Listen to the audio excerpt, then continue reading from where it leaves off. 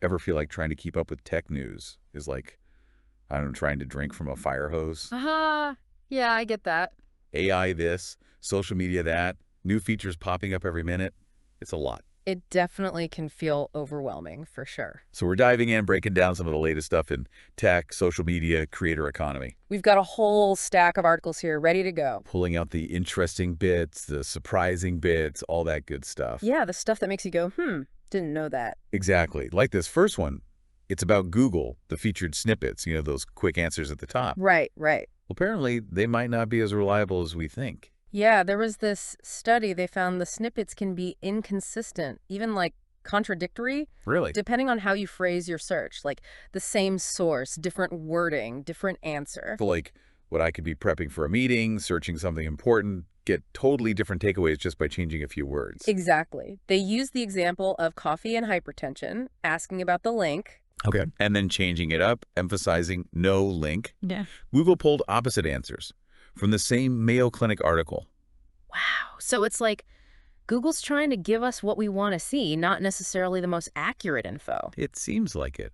Prioritizing user intent, they call it. Interesting.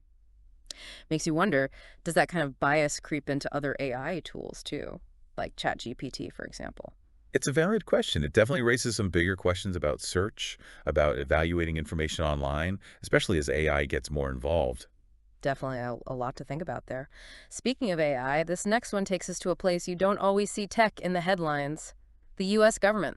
Oh, you mean Meta partnering up with government agencies Yeah. to use their Llama AI? That's the one. Apparently they're working with this company, Scale AI, to like fine-tune Llama Fine-tune it for what? for national security missions. Imagine AI analyzing data to maybe, I don't know, predict what an adversary might do next. Wow. AI shaping the future of, potentially, warfare. That's a big leap from filtering our Instagram feeds. That's for sure. And speaking of platforms, YouTube's making some moves too, but their focus is on the creators. Lots of new features coming out. One that caught my eye is data stories. They're adding it to their mobile app. Data stories, what are those? So it's visual, engaging, helps creators see how their video's doing in the first 24 hours, like a performance snapshot. Oh, that's cool. Helps them figure out what's working, what's not. Exactly. And there's another one, a comment filter called Most Relevant. It uses AI to sift through all the comments. Sounds handy, especially if you have a lot of engagement. Right. It pulls out stuff like viewer questions, requests, things creators can easily respond to. Smart use of AI. But this next update, this one could be a real game changer, especially for creators trying to, make money from their content. You're talking about the brand partnerships. Yes. Creators with over 4,000 subscribers, they can now initiate brand deals themselves through video linking requests. Interesting. So they can reach out to brands directly instead of waiting to be approached. Exactly. It's like YouTube's acknowledging the power shift, how influential creators are becoming. Definitely. The creator economy, it's not just a side hustle anymore. It's a force to be reckoned with. No kidding. And speaking of shaking things up, how about that rebranding? Twitter to X, I mean. Yeah, Elon Musk's big move. Definitely a lot of buzz around that one. And not all of it good. I mean, the brand value's taken a hit, reportedly. Oh, yeah. Dropped from like an estimated $32 billion to just under $4 billion. Ouch. That's a pretty steep fall. Makes you think twice about messing with a well-established brand, doesn't it? It really does. Shows the importance of brand recognition, user loyalty. You don't just throw those things away. Makes you wonder, what other rebranding blunders have we seen out there? What can we learn from them? Uh-huh. That could be a whole other deep dive. Right, we'll have to add it to the list. But for now, let's jump back to Meta. They're going all in on ad automation with this new flexible media option. Yeah, giving their system even more control over how ads are displayed. So how does it work? Basically, it can use different images for different places based on what it thinks the user will respond to. So, like, optimizing for each individual. That's pretty advanced. It is. Raises questions, though, right? Like, where does this leave advertisers? If AI is doing everything, what control do they have? That's a good point. Yeah. It's that balance of control between advertisers and platforms getting even more complex. Definitely. And while Meta's all about automation, Snapchat seems to be focused on something else entirely. Building trust. Oh, right. Their partnership with Double Verify? Yeah, that's the one. It's all about brand safety, making sure ads aren't appearing next to, objectionable content. So giving advertisers peace of mind. Exactly. Transparency, accountability could be a big differentiator for them as platforms compete for ad dollars. Makes sense. Speaking of which, our last story takes us over to the UK, where YouTube's advocating for something pretty interesting. Oh, you mean the government support for creators? That's it. They did a survey, highlighted the need for more resources. What kind of resources? Industry education, easier access to studio space, things like that. Wow, so we're really pushing for the government to recognize the creator economy as a legitimate industry. They are. It's pretty fascinating to see. And if governments do invest, think of the impact, right? More jobs, innovation, maybe even cultural influence on a global scale. Absolutely. It's a really exciting prospect. It is.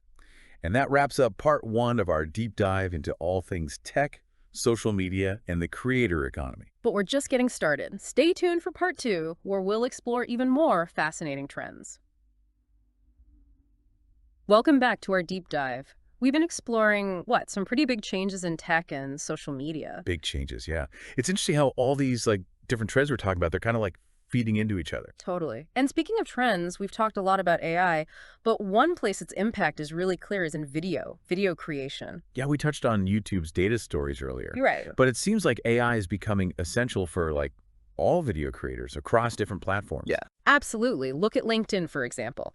They're pushing short-form video, even suggesting that videos under 2 minutes but longer than 15 seconds do best. So it's not just about hopping on the TikTok trend. There's data to back it up. Exactly. Yeah. And they're encouraging good descriptions, strong prompts to get people sharing and commenting. Optimizing for engagement, basically. Right. It's like everyone's realizing video is king. It really is. And AI is helping creators figure out what works, what people want to see. Exactly. Analyzing user data, providing insights, helping creators refine their strategies. It's like having a virtual assistant whispering in your ear, make this kind of video, people will love it.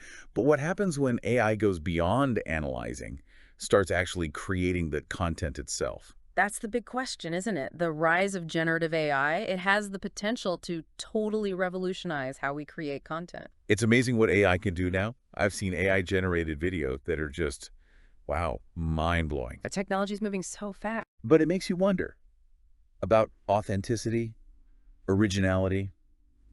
Will we even be able to tell the difference between human-made and AI-made content? And what does that mean for, the value of human creativity? Big questions. And then there's the potential for misuse, right? Creating misleading content, harmful content. That's a scary thought. It feels like every new tech comes with a potential dark side. It's true. But we need to have these conversations, anticipate the risks, figure out how to mitigate them. Sure. But let's not forget the good stuff. Yeah. AI can also make content creation more accessible. Democratize it, you mean? Yeah. People who maybe don't have the resources, the skills, they can still create great videos. Exactly. Platforms like CapCut, they're offering these Commerce Pro packages specifically designed for creators making videos for retail. So small businesses, even with limited budgets, they can leverage the power of video. That's the goal. And YouTube's also stepping up, adding features to their studio platform. To help creators. Yeah, enhance fan interaction, build communities, all that. It seems like AI is becoming a must-have tool for anyone in the digital world, whether you're a big-time creator or just starting out. It's changing the game. But, it's important to remember AI is just a tool. It's the human element that matters, the creativity, the passion, the unique perspective. Couldn't agree more. While we're on the topic of creators, did you see X? They're trying to get in on the action too. You mean their merch store? Yeah, I saw that. Selling branded clothing, maybe trying to make up for that lost brand value. Could be. Interesting move for sure. Wonder how it'll land with, I guess we call them X users now. Right. Maybe they'll release a limited edition X-Men line. That would be a collector's item. You never know. But seriously, it shows how fragile brand recognition could be. Yeah, you can't take your audience for granted no matter how big you are. But let's shift gears back to the creator economy as a whole. One thing that stood out to me from our research is the government support. Oh, right, like YouTube pushing for resources for UK creator. Exactly. That seems to be part of a bigger trend, governments recognizing the creator economy's potential. You think we'll see more of that? Other governments following suit? I wouldn't be surprised. It's about economic growth, job creation. Governments are starting to see that. And it's not just financial support, right? It's about creating policies that help creators. Exactly. Things like affordable healthcare, fair pay, protection from online harassment. Important stuff. But sometimes it's easy to get caught up in the big picture We forget about the individuals behind it all. You're right. The creator economy is built on individual passion, creativity, hard work. So beyond liking and subscribing, what can we do to support creators? Advocate for policies that protect them, for one, and support them directly. Buy their merch, go to their events, become part of their communities. Build real connections, show them we appreciate what they do. Exactly. And it's not just about consumers supporting creators, it's about creators supporting each other, too. Through, like, mentorship collaboration. Yeah. Experienced creators sharing knowledge, helping newcomers navigate the industry. Building a supportive community where everyone benefits. That's what it's all about. The creator economy, it's about collaboration, innovation, pushing boundaries. Back for the final part of our deep dive. All things tech, social media, creator economy. You know the drill. Time to tackle the big questions. The big ones, yeah. Ethics, responsibility, all that. As these technologies keep evolving, we got to make sure we're using them, for good. It's interesting. We talked about Meta and the U.S. government using Llama AI for national security. Right. AI making decisions about, like, potential threats. That brings up some serious ethical dilemmas. Like, how do we know these systems are unbiased?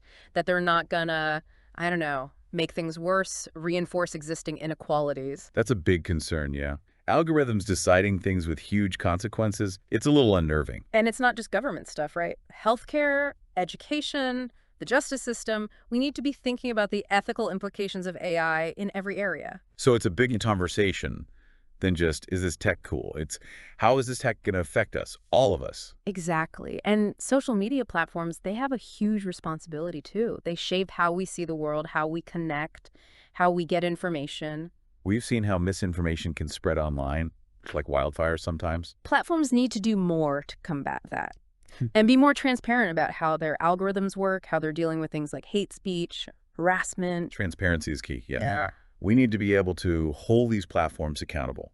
But it's not just about what they do, it's also about how we use these technologies. Absolutely. We need to be critical thinkers, question what we see online, not just accept everything at face value. And remember, there's a real person on the other side of the screen.